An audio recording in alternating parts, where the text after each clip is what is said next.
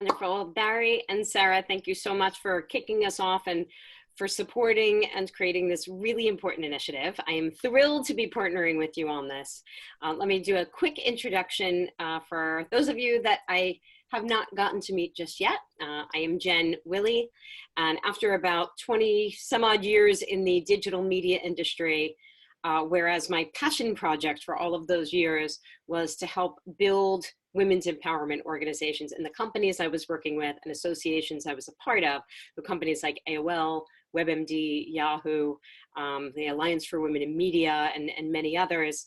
I realized that it was time for me to take my passion project and make that as my primary focus. And so my company, What Cement, we help companies that are in times of transition and growth. And our primary focus is around our gender equality practice called Advanced Women at Work. And one of the things that we did in 2018 was some research with about 50 male executives in partnership with Wharton to understand from their perspective, what were those things that were really holding women back from getting to the higher levels in their organizations. Because as probably many of you know, there's more women that are graduating from college than there are even men. We're about 52% of college graduates right now. When it comes to entry-level jobs, we're right in there neck and neck. About 47% of entry-level jobs are women. But then as you start to get to that, as some people call it, the messy middle, and getting up to those management levels, that's where there's a huge precipice. And we see women dropping off. And it tends to be about 30% of management jobs are held by women. And then as you get to those executive level jobs, depending upon the size of the company, it can be anywhere from 5 to 20% of those executive level jobs are being held by women. So we're really trying to understand what's causing that. And so getting it not only from looking at the data that's out there around the pay gap, but also from the perspective of men who are in those executive leadership positions. And what really struck us was there were three things that stood out. One was confidence, and that coming through in terms of women really going for it and putting themselves forward for those promotions and raising their hands for the stretch projects and trying to get to that next level and feeling confident as to why they deserve that. Second one was around communication, and that was clear, direct, and assertive communication. And then thirdly was a real difference between connections. And so in terms of how men were leveraging the network that they've built for themselves throughout their career, as opposed to how women were doing it. And that was one of those areas that was really surprising at first, because I think most of us women would agree that we have incredibly high EQ, or emotional quotient, and we really value relationships and friendships. But that's one of those areas where we're a little bit different historically than how men approach that when it comes to the corporate world, whereas they can value relationships, but they're constantly looking at how do I leverage these relationships to help me and that other person on the other side of it get ahead in their career. So if someone just joined, if you could mute your line, it's causing a little bit of an echo. Thank you. So what we're going to be focusing on in this session is how to build your personal board of directors so that you can think of yourself just as your company would. You want to get different perspectives that can help you look at problems and solve for them in different ways. But then also you need that board of directors and advisors in many ways to help open new doors for you. And so in today's session, that's what we're really going to be focusing on. What should that board of directors look like? And then for each one of you, we're going to make this really interactive. So there will be parts of this, especially where we'll go out of full screen mode. If you don't have a pen and paper handy, try and grab one, because you're going to be doing some interactive work while we're in this together. And then we also really want to hear from you. So there, as Sarah had mentioned, there's the chat functionality. And so I'll go out of full screen mode at some points so that we can have you share your thoughts or share your questions, leveraging the chat functionality. We'll be able to see that all together. And then that way we can easily answer those questions. Even if you don't want to speak out loud, it's an easy way to see what those questions are. And then we can talk about that. At the end of the workshop piece of this, what we're also going to do is share with you what some of that roadmap looks like for the future. And we really want to hear from all of you. One of the things that we'll be doing at the member meeting coming up, as Barry had mentioned on December 4th, is that we will be surveying members to understand at large what are those top priorities in terms of events, activities, and topics that will be most important and highest value for all the women of the DPAA, and certainly WE.DOOH. But we'd love to give you the inside look at that and get your thoughts to even help us narrow that list. So by being part of our inaugural workshop, you get a little bit of that leg up in terms of helping drive what those future topics and workshop would be to help you accelerate your future. So we're going to start with the board of directors, and what does that look like? I think many of us probably know what the word mentor means, and I'll say from the folks I can see in view here, by show of hands, who here would say that they have a mentor? By show of hands. Okay, good. Seems like many of you. Who of you would say that you have 2 or more mentors? By show of hands. Okay. So when we think of a mentor, what a mentor really should be is that person who can guide you in your career. It should be somebody that if you were to fast forward 5 years, this is somebody who's really in that role that you'd like to be in. It's a little bit different than an advisor, which can be somebody who you have lunch with occasionally who may give you some career advice. But a mentor is somebody that they're really invested in you and you're invested in them. And it should be ideally, as we'll get to in a little bit, someone who can help you in terms of the career progression and advancement that you need, so they can help you navigate on that path.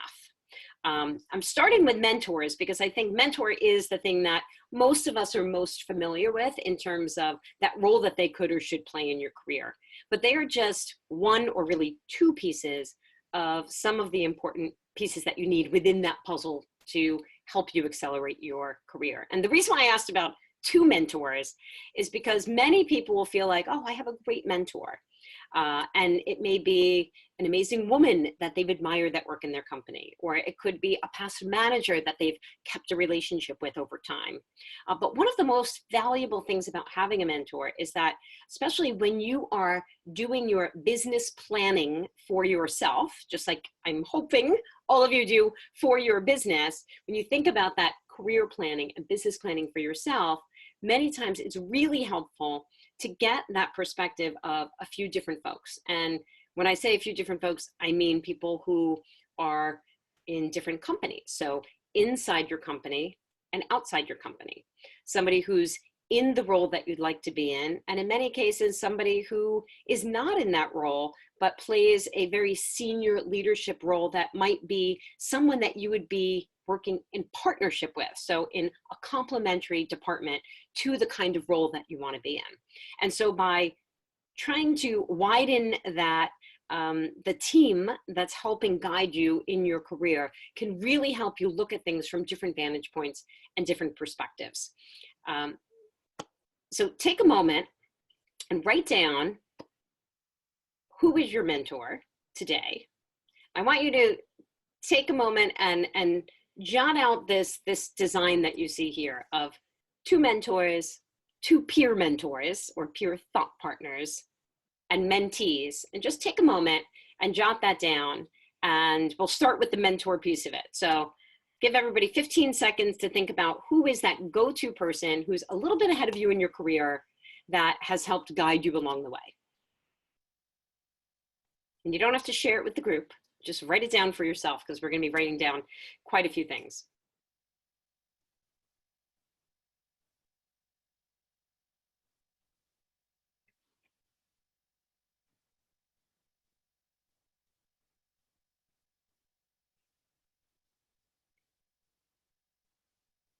This is great, Jen. Oh, I'm glad that your mentor is named This is Great, Jen. We have a lot in common. Thank you, Barry. Okay, so hopefully you wrote down at least one name, and if you didn't, that's fine, because we're going to be doing some work to help you identify who those mentors should be and how you're going to get to them in just a bit. So next we're going to move on to peer thought partners. This actually is the role that I think is most critical for your success. And it's the role that many people don't have when they think about strategically, how are they building that network or board of directors that's helping them in their career.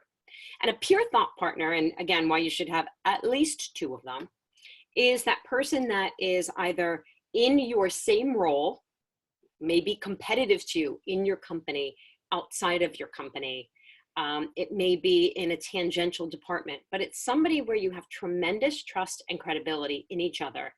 And you really make that commitment to each other that you want to help each other overcome issues, challenges, and advance in your career. One of the things that I recommend for folks that we're working with is that with your peer thought partner, you should actually schedule time together as if it was a therapy appointment. So I'll give you an example. One of my peer thought partners is the head of new company acquisitions and integrations at Walmart. So that's not a role that I've ever been in. I've actually never worked on the retail side. Somebody who we worked together in prior role when I was at WebMD and he was at Walmart running health and wellness. And we built a relationship based on trust. And over time, what we did is we started making regular appointments with each other. Once a month, 1 hour. At the start of that hour, we set a timer for 30 minutes. Somebody starts for that 30 minutes with a problem or an issue or a challenge that they're facing. One thing that they want to get an external perspective on.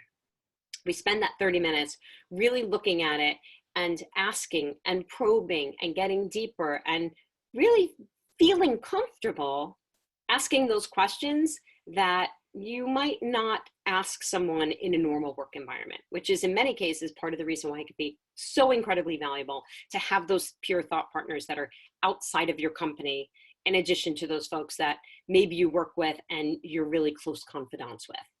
And so when that buzzer goes off at the 30-minute mark, what you can do then is either say, okay, if this seems like a really big problem, let's say somebody's trying to negotiate and they're evaluating 2 different internal roles that they should take and they need some extra time and help, then you can say, okay, you know what, let's stay on me for this week and we're going to schedule another time where you get that for you. Or you might say, okay, you know what, I feel good now, let's switch over to you. And before you get off that call, you schedule that next peer thought partner call together. I can tell you for me personally, this is really one of the biggest drivers in terms of transforming my career. It's also that peer thought partner is that person who's always consciously thinking about you and their intention is to help you. So whether it's introducing you to someone, recommending you to somebody, connecting you with someone that could help you advance in your career, they're constantly thinking about you and trying to help you along in your journey. So now we're going to take a second, get those pens and paper out and write down the name of your peer thought partner if you have one, or 2, or 3, or 4. And if you don't have one, just leave at least 2 blank spaces because we're gonna find you some by the time we get off this webinar.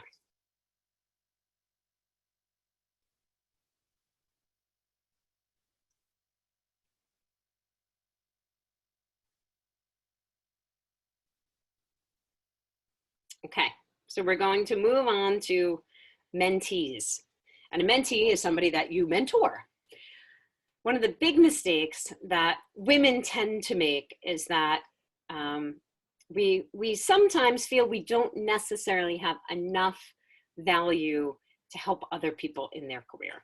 And the reality is, if you've been working and you've graduated college 2 years or more, you truly have enough knowledge that you could or should be helping people who are further behind in their career than you. And actually, one of the secrets of mentoring other people, especially for women who sometimes can suffer from something called imposter syndrome. By show of hands here, anybody familiar with imposter syndrome and what that means? Okay, so I'm going to touch on imposter syndrome really quickly because I think that's an important part of understanding this experience. So there's been a tremendous amount of research over the course of the last 30 years to really understand what it is that differentiates how and why somebody who can be generally a very high achiever can secretly, deep down inside, feel like they're a bit of a failure or a fake or a fraud or they're waiting to get found out. So one of my favorite examples of this is that when you think of talent, many of us can all relate to celebrities. And Jodie Foster, who was one of the youngest people ever to win an Academy Award, has said, I don't know why anybody would want me in a movie. Don't they know that I can't really act? Why don't they just always hire Meryl Streep to star in movies? So that's her version of imposter syndrome, thinking like, I'm really not that good anyway. And then you have Meryl Streep, who separately in an interview has said, I don't know why everybody wants me in movies. I can't really act anyway. And she is actually the most awarded Academy Award winner, female Academy Award winner in history. So it's that feeling many times for high achievers. And so if you do sometimes feel this way of like, oh my gosh, when is the other shoe going to drop? When is everybody going to figure out that I'm not really as smart as they think that I am? Or I'm not really deserving of this promotion, or I don't really know what I'm talking about. I've only gotten this far because people like me, or I've been in the right place at the right time, or I'm really lucky, or I've had help along the way. Some of those feelings are what are encapsulated into imposter syndrome. And based on all the research that's been done, men suffer from imposter syndrome as well as women, but women tend to, let's call it, suffer from it at a much higher rate than men.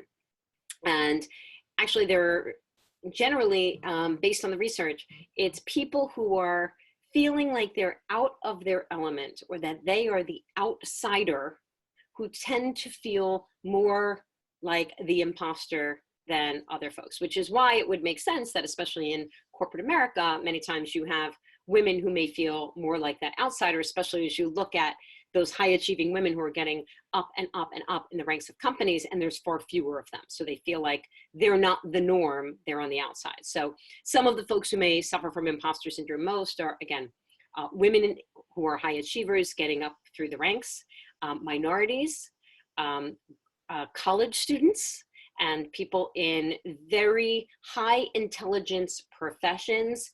As an example, being a college professor or a scientist, where you feel like you're really just never as smart as everybody else around you. And the funny part about it is that you may feel like you're a fraud and a fake waiting to get found out, but you actually think that everybody else is the real deal. And so that's a lot of what comes into this imposter syndrome, and it can hold people back on a number of different levels because you don't necessarily have that confidence to really go for it and try and take that next level up of position that you may feel like you're not qualified for. Again, some of the research that's out there feels like that can be part of the reason why you see that drop off in middle management, is because in order to really take that next big step up, you have to take on a role where you are not qualified. Based on some study done by HP, that was really a landmark study a few years back, they found that men are likely to throw their hat in the ring for the promotion when they feel they are 60% qualified for a role, and women are likely to throw their hat in the ring for that same promotion when they feel they've met almost 100% of the job requirements for the role. So that's part of that, again, that feeling of being an imposter. Well, if I don't have all of the qualifications, if I don't have all of the credentials, if I don't meet every single box, then I'm not really the best person for that role. So it's a bit on imposter syndrome, and it may be a topic that we want to address in the future as well, because there are many books written on it. But part of that, again, gets to that core of that confidence piece. And one thing that's magical that happens when you mentor other people is that generally what will happen is, even if you don't feel that confident in yourself, when you sit down with someone and spend 15 minutes, a half an hour, hearing what they're struggling with and helping them on their journey in their career, generally what you'll get in return is a, oh my God, that was so helpful. Thank you so much. I can't wait until I'm as knowledgeable as you.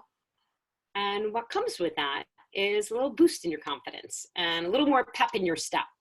And so that's one of the advantages of mentoring other people, that allows you to be selfless while you're being a little bit selfish at the same time, because you're going to get that gift in return of that confidence boost that goes along with it.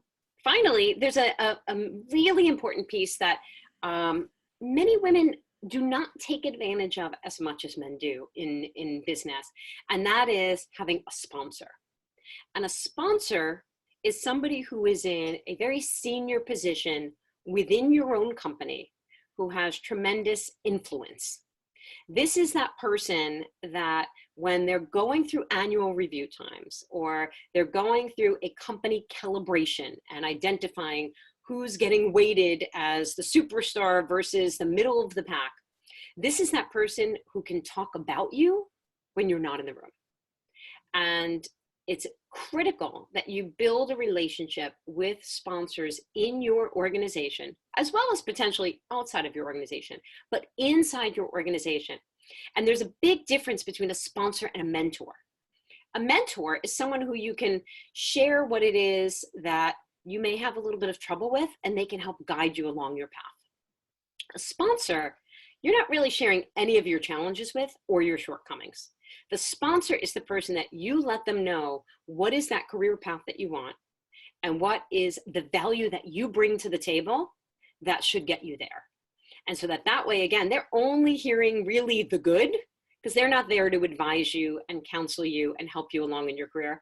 That's really what the role of a mentor is. And somebody could potentially go from being your mentor to being your sponsor and your champion to help you along in your path.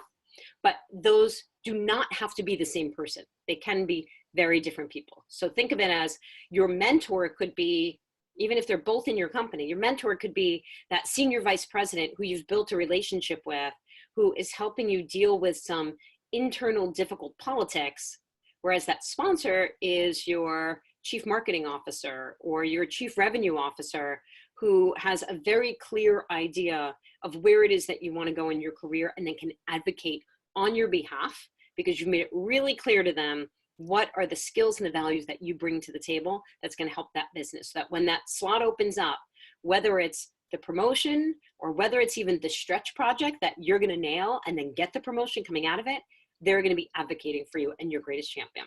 So now let's take another minute, and we're going to write down who are your mentees. Again, one or two, if not more. So those men and or women that you've been mentoring. And also, if you have a sponsor, write down their name. I'm going to take us out of that full screen mode for a second, so that if there are any questions, that we can see them in the chat. Stop sharing for a second here. I'm going to open up the chat for everyone to see.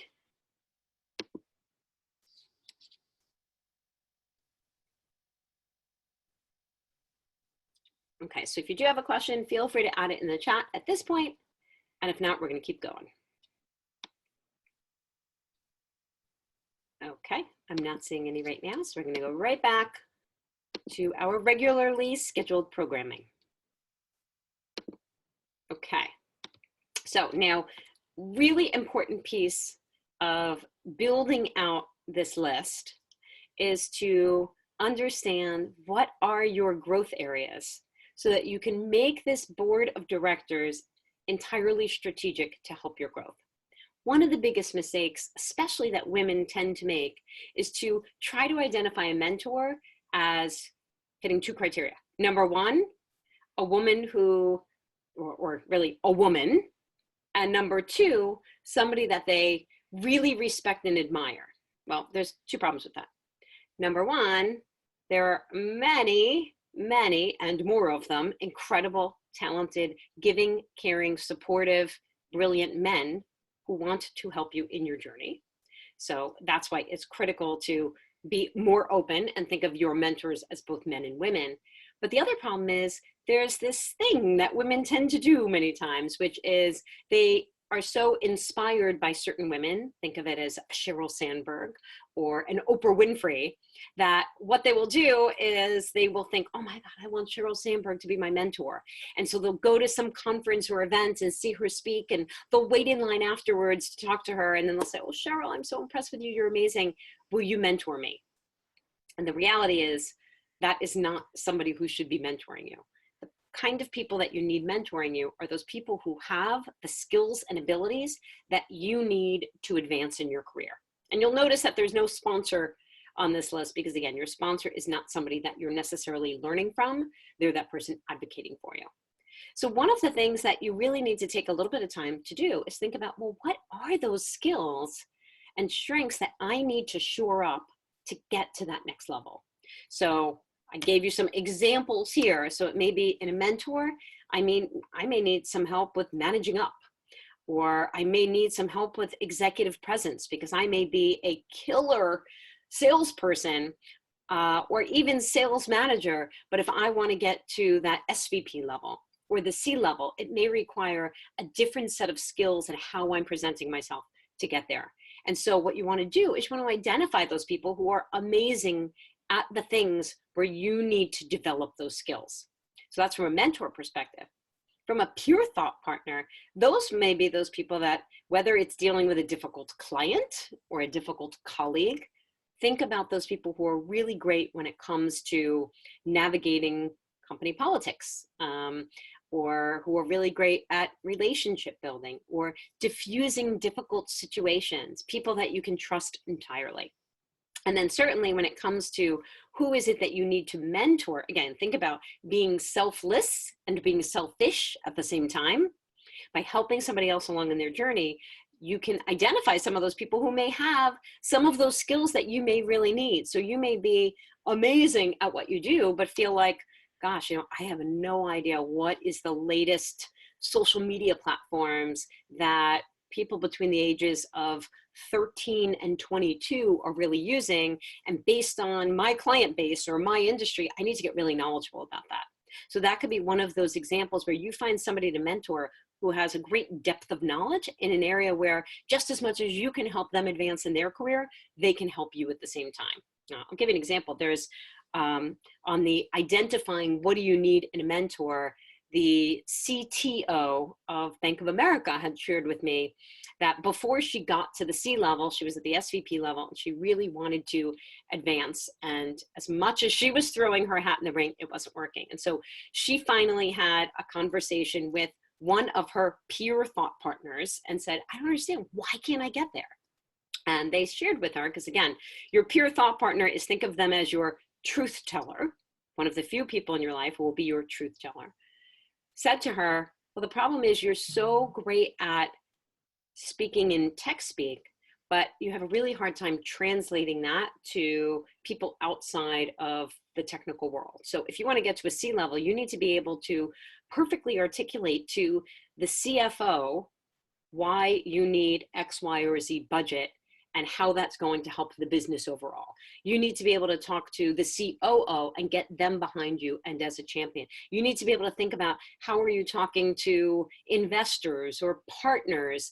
And so what this woman did was she sought out someone that she thought of as, gosh, this is just that person that they can speak in plain speak better than anybody I know, and built a relationship with her, and actually got to the point where when she would be in a really big meeting, she'd have her text message ready to go and say, here's what I want to say. How does this sound? And the other person would say, oh, no. Here's how you want to put that. And she ended up getting the promotion to be the CTO of Bank of America. So that's how you want to start thinking about who are those people on your list. So what I want everyone to do right now is take a minute, and of the list, again, you've got your mentors, your pure thought partners, and your mentees. Write down what is one skill across each level that you really could and should focus on developing over the course of the next 2 years to help you advance in your company and in your role that you're in right now. We'll take a minute to do that. Give that a little bit of thought. Again, I'm going to come out of full screen here a second so that as we're doing this and giving you a little bit of time, if anybody has a question you want to ask, you can add it right in the chat and then we can address that.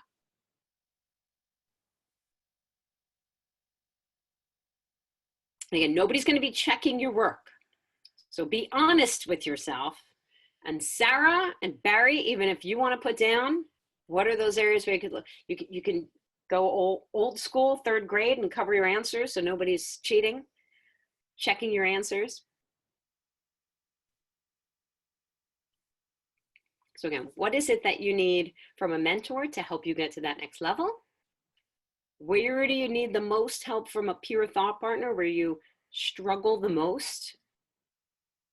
And is there a skill that somebody younger than you, anybody younger, could help you with?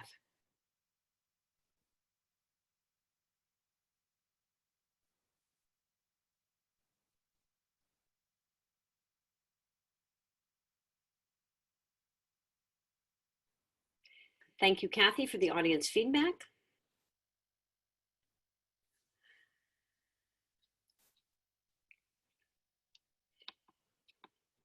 Okay, so if there's no questions right now, we're going to go back again to the next step of your personal board of directors.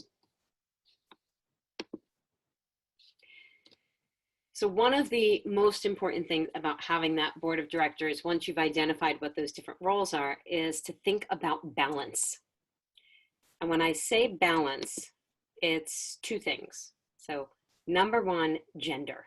I touched on this briefly before, but it is so critical to get the viewpoints and perspective of both men and women as you are pursuing your career. I will tell you, one of the most valued mentors that I've had in my career, Tim Costelli, many of you may know him. He's now, I believe, president of iHeartRadio.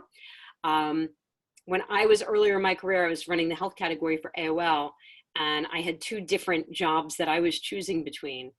And he sat with me and said, so which one are you going to go for? And I said, well, there's this new branded entertainment division that they're launching. Nobody's done that before. And so I know I could do that. And it might be a little bit of a step down even in the role, but it'd be really fun and exciting. And the other thing is they're building out a category development officer role. And so there's the opportunity to run both CPG and health globally from a category development officer position. And that, to me, I feel like I would grow so much and I'd learn so much.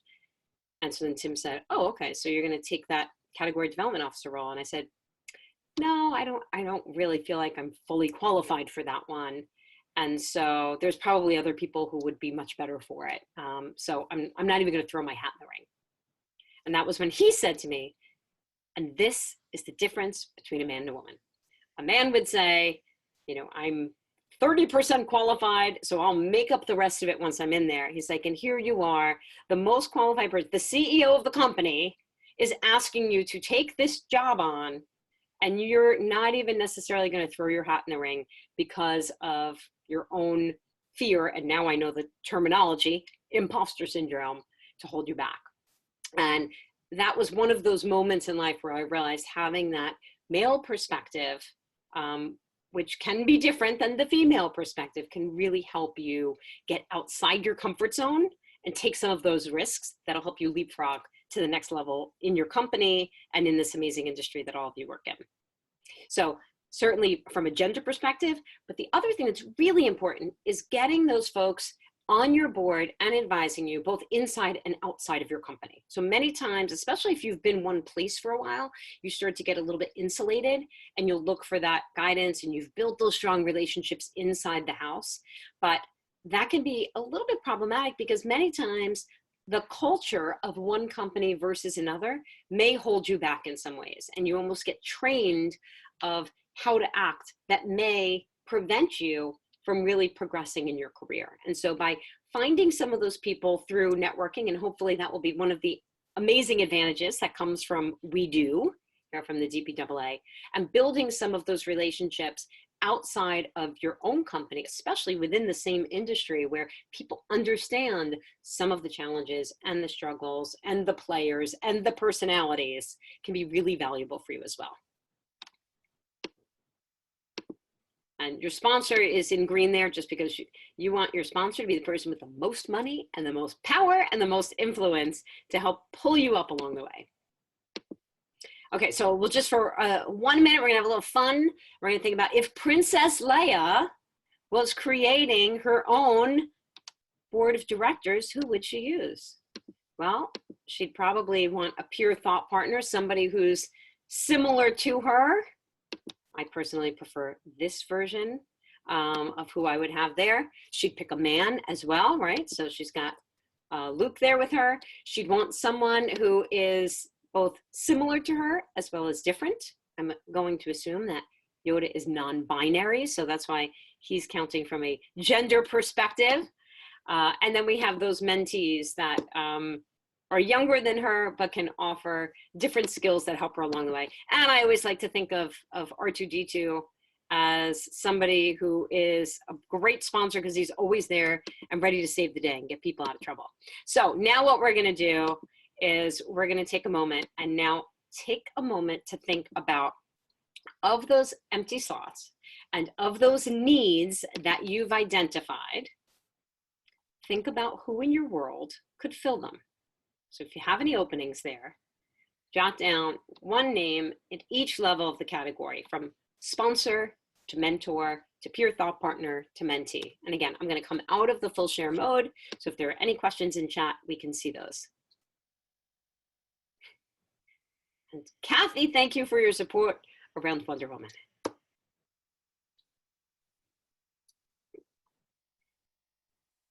Is there anyone who has at least all of their slots filled? 2 mentors, a sponsor, peer thought partners. If there is that person, please in the chat, just write me. And if not, keep writing down and thinking about who could be those folks that are going to help you along in your journey. I'll give you another moment to do that before we move into the last piece of what you should do for building out your personal board of directors.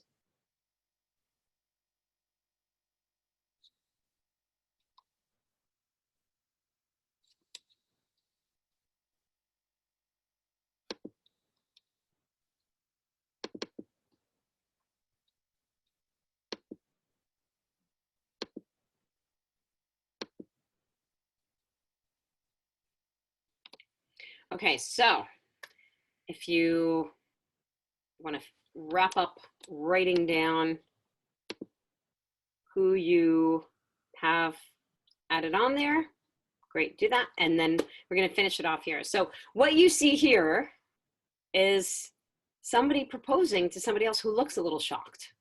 And the reason I'm sharing this is that, again, one of the biggest challenges people have in terms of thinking about their board of directors is many times they'll identify somebody either within their company or within the industry that they know of who they think is phenomenal, and they'll go up to them and they'll say something like, will you be my mentor? And it's almost the equivalent of going up to a person you barely know and saying, will you marry me? You would never do that. What you'd probably do is establish a relationship with them first. And so what I want you to think about in terms of who do you build out in your board of directors is to think of the term, earn it to learn it. And so the best relationships are built when there is a value exchange. And so if you want to be able to learn from somebody phenomenal, well, you need to give them a gift at the same time so that you can earn their time and earn their respect and earn their relationship, not only with you, but with others that they will eventually leverage on your behalf. And so one of the best ways that you can do this is if you identify somebody, so whoever you have on your list, let's say, look at the name that you put down for a mentor. Think about, is there a project, an initiative, some passion project that they may care a lot about that you know of that's in their world that you can then offer to them that you'd love to help them with that in some way. So you don't lead off by saying, God, I think you're so amazing. Would you be my mentor? It would be, hey, Lisa, I know that you just started up the Women's Empowerment Organization here out front. And I would love it if I could help in some way, or if I could be part of the board of that, or if I could be on the advisory committee or the programming committee or something along those lines. Or if there's a new product that's going to be launching in your company and you're really impressed with the VP of product, to ask them, hey, you know what, and you may be in sales, for example, you could say, hey, I'd love to get involved and learn and give you an objective view in some way that I can help you as you're developing the product so that it's going to be that much more impactful. Once you earn it to learn it and you offer your time and you offer your help in some way, what will happen immediately is that that person will want to help you in return. And it becomes very natural then, once you spend a little bit of time together, to then say, hey, why don't we grab coffee one day, or I'd love to grab lunch.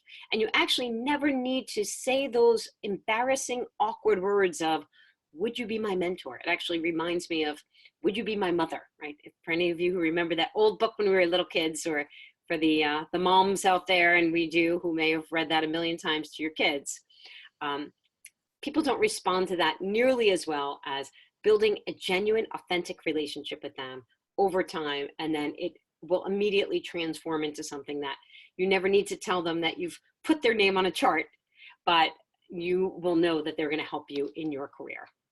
So think about, of those people that you put on your list, how can you earn their trust and earn their time in some way for any of those folks? And the last piece of that is to literally write down, for one of those people who would be most important to you, what are the specific words that you would use to approach them or ask them to be involved, again, in your life in some way. And generally, it's going to be you offering up your time or assistance and actually taking a moment right now to think about, gosh, I'd really love to get to know Lisa better. What is something that she has in her world right now that I could offer to help with? So we'll take 1 minute for that.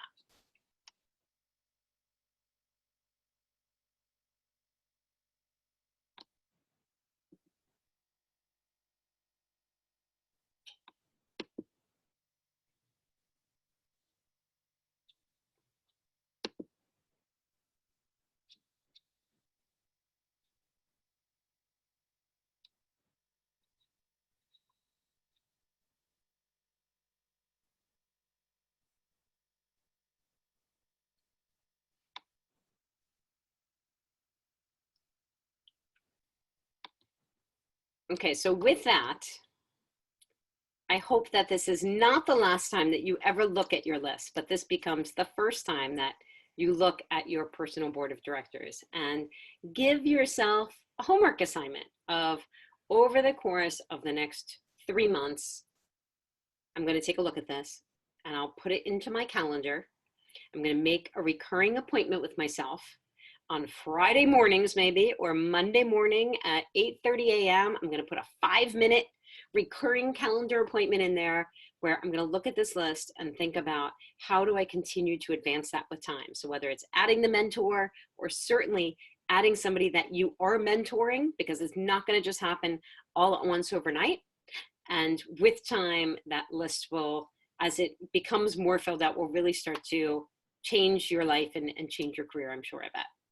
So with that, we want to make sure that we keep some time, not only for some Q&A, which we'll get to in 1 second here, but we also want to reinforce and share with you that we are so excited to hear from all of you in terms of, what is it that you need help with? And what is it that you're excited about that WE.DOOH can help you in both your life, your job that you're in, and advancing in, again, such an exciting and innovative industry where there's so much opportunity for women to continue to grow and move as these companies and the growth in the industry are just exploding. So think a little bit about that, of what are you on a mission to do?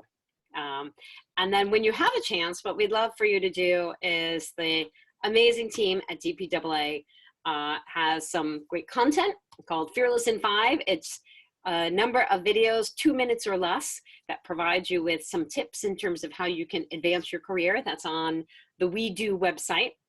So if you have a minute, check those out. Those are there for you. And then again, we really want to think about and hear from you in terms of how you can help us shape WE.DOOH in the days and months ahead. And so one of the things that we'd love to hear from all of you on is around potential future topics and what would be most valuable for you in the coming months. And so based on working with Sarah, this is a list of some of the topics that we had come up with that we thought could be really valuable in terms of confidence building, public speaking and presenting for the next level, women taking the stage, how to become a thought leader. Certainly we all know that at last year's CES, there was not one woman who was a main stage keynote presenter.